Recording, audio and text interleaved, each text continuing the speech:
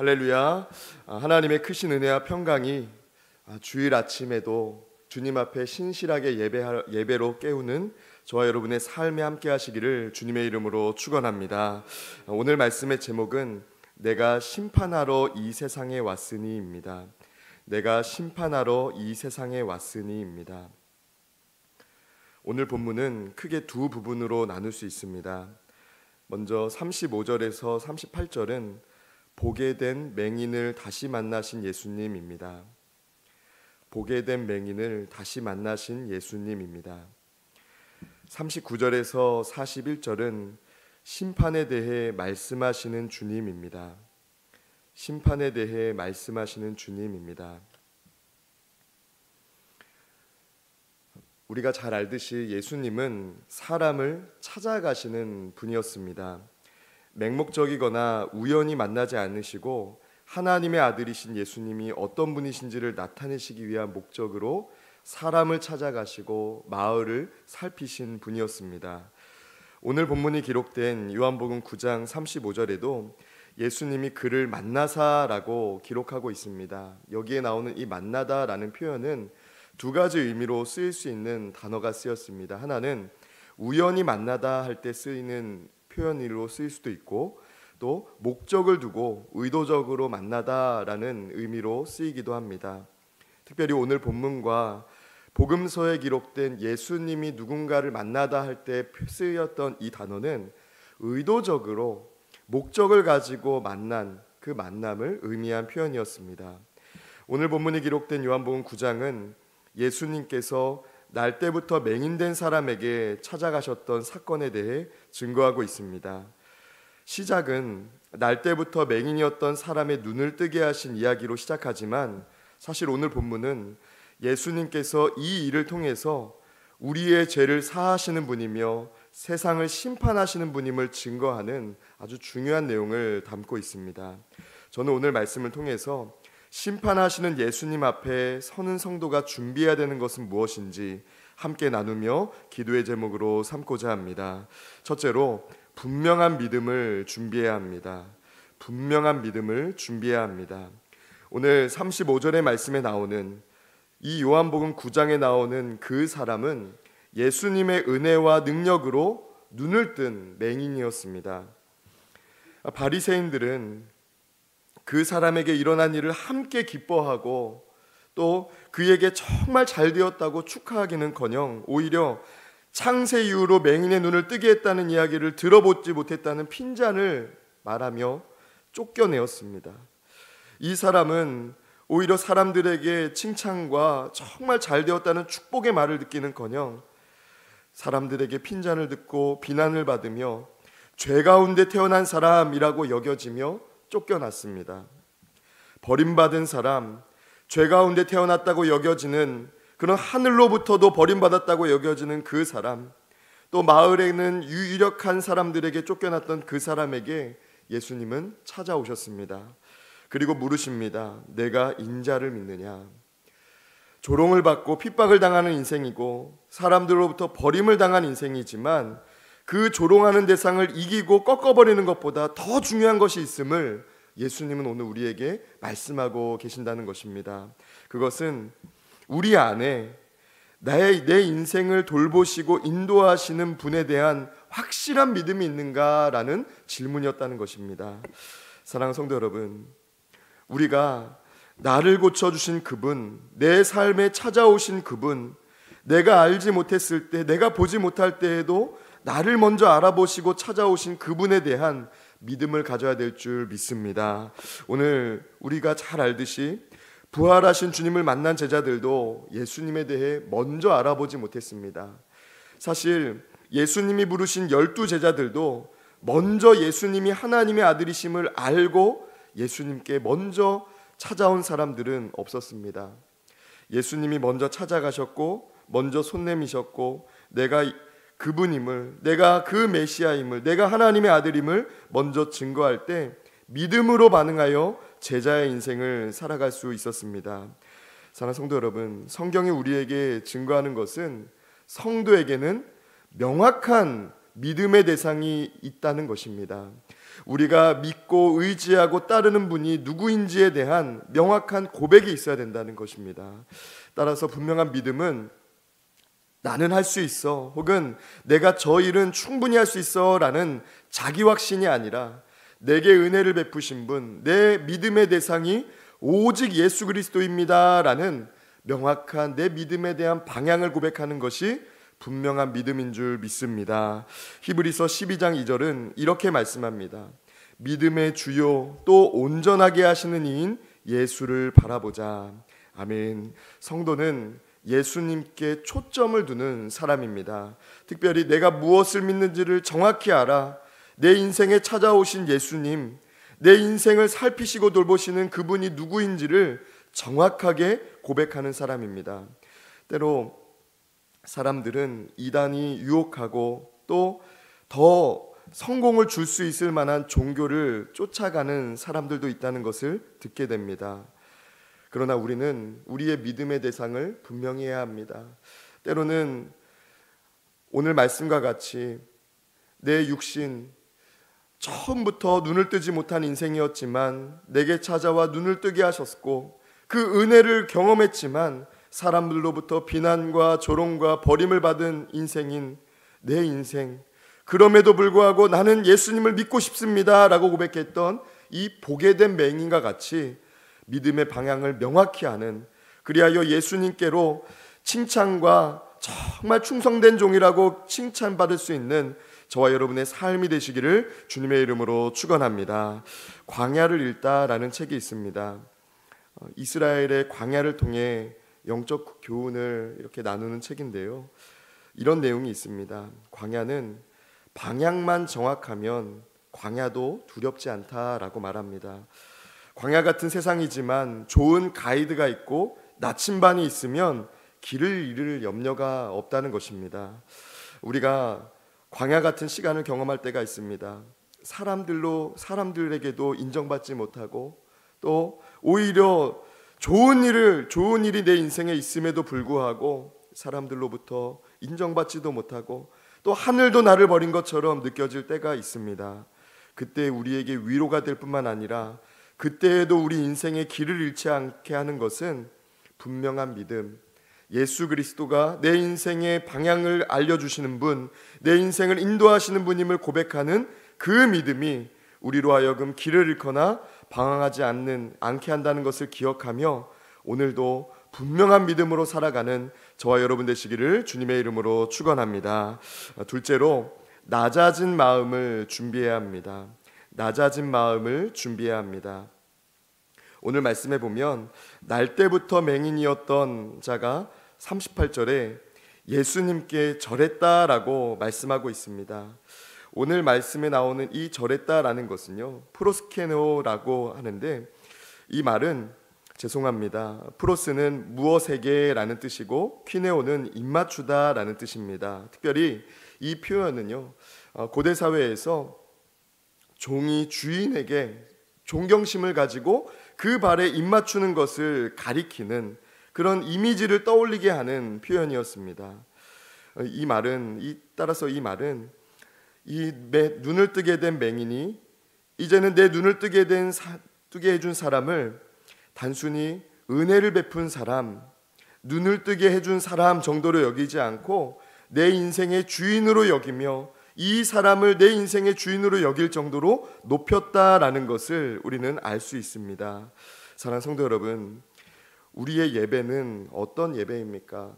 내 마음의 소원을 고백하고 내 소원을 응답받기를 원하는, 내 뜻을 관철시키는 예배입니까? 아니면 하나님이 내게 가치 있는 분입니다, 하나님만이 내 인생의 주인이십니다 라는 고백으로 하나님을 높이는 예배를 드리고 계십니까? 예배는 월십이라고 합니다. 가치를 고백하는 행위라는 것입니다. 낮아진 마음은 무엇일까요? 나의 약함을 인정하고 하나님의 강하심을 인정하며 내 인생이 하나님보다 낮은 것임을 고백하는 것이 바로 하나님을 가치 있게 여기는 예배인 줄 믿습니다. 여러분, 예배는 하나님께서 약한 나의 인생을 통해서도 일하시는 분이며 약한 내 인생에도 찾아오시는 분임을 고백하는 일입니다. 그러므로 하나님 앞에 약함을 인정하는 것은 내 인생이 이렇게 약한 것이 많다는 것을 고백하는 일은 결코 부끄럽지 않은 일입니다.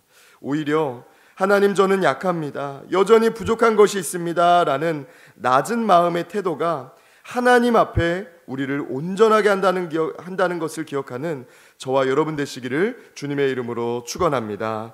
그리스도인에게 있어서 약함, 우리를 낮아지게 하는 일들은 우리를 무능하게 만들고 우리를 사람들보다 못하게 만드는 일이 아니라 하나님의 능력을 입게 하는 가장 탁월한 은혜인 것을 기억하는 저와 여러분의 삶이 되시기를 주님의 이름으로 축원합니다.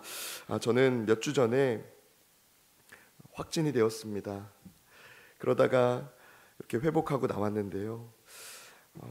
처음에 격리 기간을 통보받았을 때에는 마음이 참 쉽지 않았습니다. 몸도 쉽지 않았지만 마음이 쉽지 않았습니다. 어떻게 해야 되는가 참 쉽지 않았는데요. 이 기간을 왜 하나님이 제게 허락하셨을까 정말 말씀을 묵상하고 기도하는 시간을 가졌습니다. 그러면서 사람들로부터는 격리 기간이었지만 제 개인적으로는 말씀을 깊이 묵상하는 시간, 또 하나님께서도 내 이렇게 약하고 아프고 힘든 시간에 찾아오시는 분이구나를 경험할 수 있는, 사람들로부터는 격리 기간이었지만 하나님과는 더욱더 풍성한 은혜를 나누는 친밀함의 시간을 가질 수 있었습니다.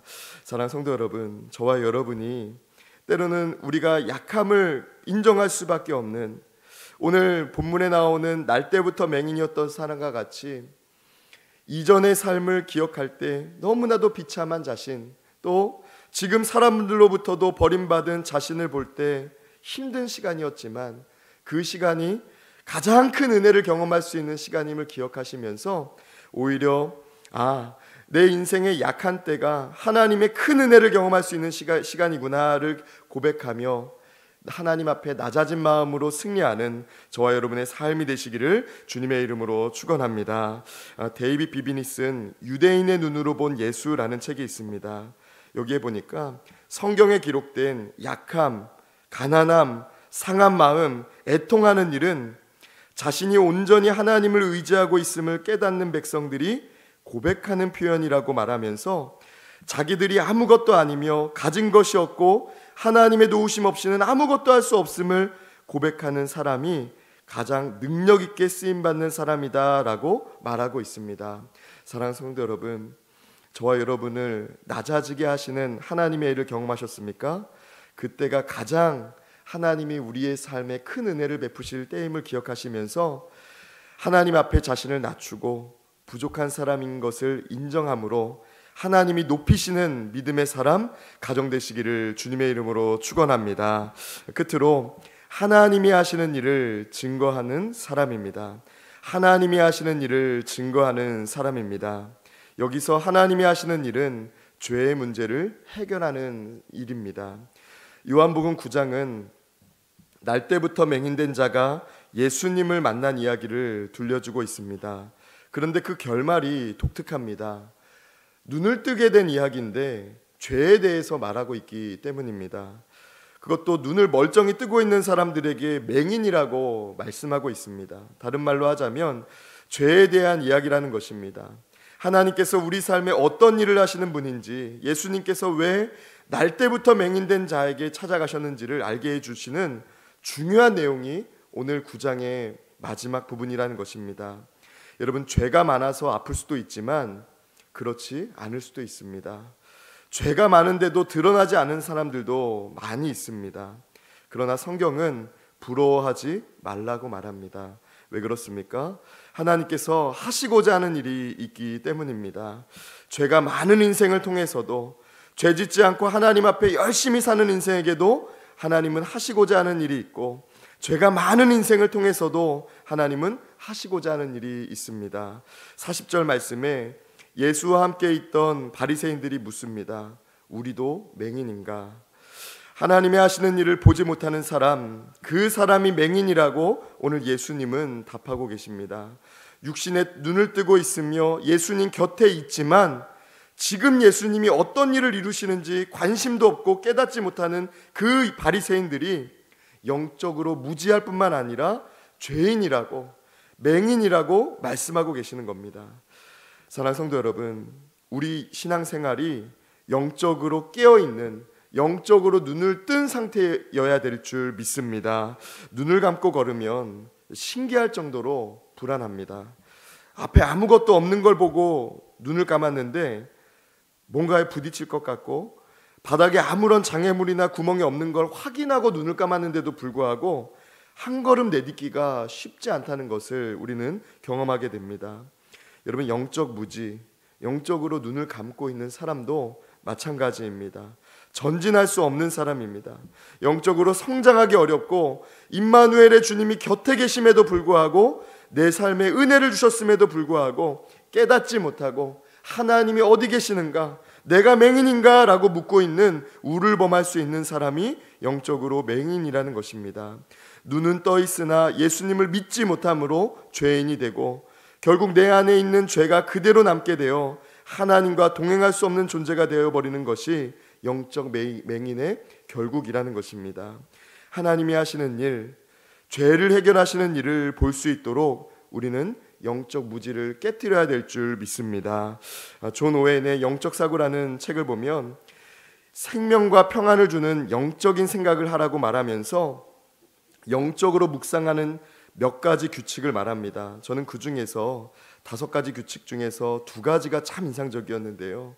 하나는 영적인 것을 얻기 위해 부지런하라라는 것이었습니다.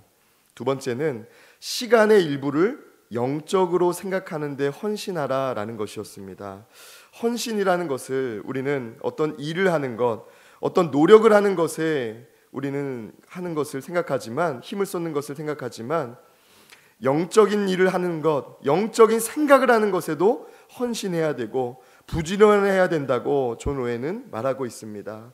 사랑하는 성도 여러분, 우리가 죄에 물들지 않기 위해서, 특별히 영적으로 눈을 감고 다니는 인생이 되지 않기 위해서 우리는 영적으로 부지런해야 합니다. 그리고 영적인 일을 생각하는 데에 힘써야 될 줄 믿습니다. 로마서는 우리에게 육의 사람은 육의 일을 생각하고 영의 사람은 영의 일을 생각한다라고 증거하고 있습니다. 저와 여러분이 오늘 무엇에 관심을 두며 살아가는지 하나님은 주목하고 계십니다. 저와 여러분이 하나님의 일, 우리 안에 있는 영적인 죄와 내가 겉으로 할 수 있는 모든 영적인 부정한 일들, 여러분 그 일에 관심을 가지시고 그 일들이 내 인생을 더럽히지 않도록 깨어있으며 내 안에 어떠한 죄도 남아있지 않도록 늘 깨어있는 저와 여러분의 삶이 되시기를 주님의 이름으로 축원합니다. 함께 기도하겠습니다. 우리의 인생에 찾아와 빛을 비추시며 죄로부터 멀어지게 하시는 하나님, 오늘도 하나님을 바라보며 하루를 시작할 수 있도록 우리 안에 선한 마음 주시고 우리의 발걸음을 인도하시는 은혜에 감사를 드립니다. 살아계신 하나님, 우리에게 분별력을 더하여 주시고 우리의 걸음마다 하나님의 영을 충만케 하여 주셔서 우리가 하나님이 기뻐하시는 일을 보게 하시며 하나님의 일을 감당하는 자 되게 하여 주시옵소서. 우리는 연약합니다. 우리는 여전히 실수하고 우리는 여전히 우리의 감정대로, 우리가 생각하는 대로 살아가는 일을 벌일 때가 있사오니 주님, 우리를 성령으로 인도하여 주셔서 이제는 우리가 하나님이 기뻐하시는 일에 헌신하며 영적인 일을 더욱더 많이 생각하며 살아갈 수 있도록 인도하여 주시옵소서. 이 시간 귀한 마음으로 하나님 앞에 물질 올려드린 손길이 있습니다. 이 예물에 담긴 마음의 소원과 간절한 기도 제목이 하나님 나라를 세워갈 뿐만 아니라 우리 삶과 가정에 하나님이 얼마나 가까이 계신지를 경험하는 은혜의 예물 되게 하여 주시옵소서. 이 시간 주님을 향하여 눈을 들어드리는 모든 기도가 하나님께 응답받는 능력 있는 기도가 되게 하여 주시옵소서. 우리 주 예수 그리스도의 이름으로 기도드립니다. 아멘.